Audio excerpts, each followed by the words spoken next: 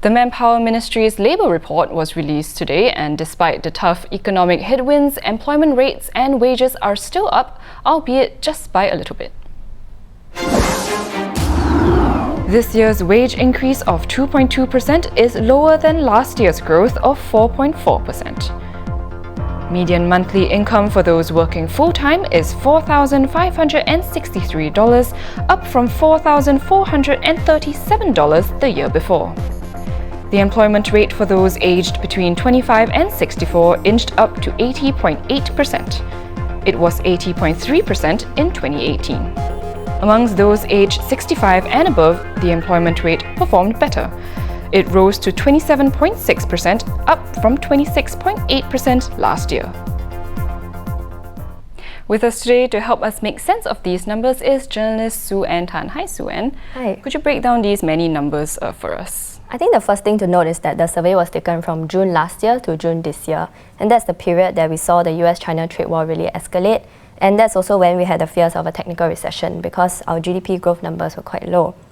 So amid all these economic uncertainties, we actually saw the employment rate edge up slightly, which shows that some companies are still growing. And the growth has happened in some sectors that are less affected by the trade war, which means they are less externally oriented sectors. The top 5 sectors that saw the highest employment growth in this period are community, social and personal services, infocom services, professional services, financial and insurance services, and then the F&B sector. So as we can see, these are not really the manufacturing or the retail and wholesale trade. And while some jobs may be affected by the economic slowdown, some companies have also told us that they are still expanding, which means they're going overseas and they're still hiring workers. So that might be some of the reasons for the employment rate still edging up slightly. I see. But in terms of wage growth, we see that it has slowed. And I think economists have said this is definitely the dampening effect of the trade war. So companies are holding back.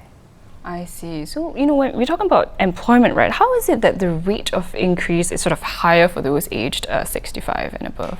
So we do see that companies have been starting to increase their measures to accommodate older workers. And this is especially after the National Day Rally announcements that we are raising the employment, the retirement and the re-employment ages. So I think because of this, the companies are preparing for this aging workforce. And so they have measures like more flexible work arrangements, more adjustments to the work environment, and even things like shifting around the physical environment so that these older workers can continue to stay in the workforce. I see. So it's making it more accommodating yes. for the work. So it's allowing them to work longer. I see. So what would you say is the outlook going forward? I think analysts have said that the outlook for the labour market anyway is that the conditions will still remain soft because a lot of it depends on business and consumer confidence and whether that increases, and that is still dependent on the trade and geopolitical conditions. As we know, the US-China trade war is still not over, and even though there are signs of negotiations, but anything could change. And so they will have to look at those things in order to see how the employment rate will edge up perhaps a little bit more in the next few quarters. Oh, okay. So we'll see whether things stabilize or they don't, and then they'll decide. Yes, it's still left open. I see. Well, thanks so much for coming on to share more with us. And if you'd like more of this article and full numbers, it is available on straitstimes.com.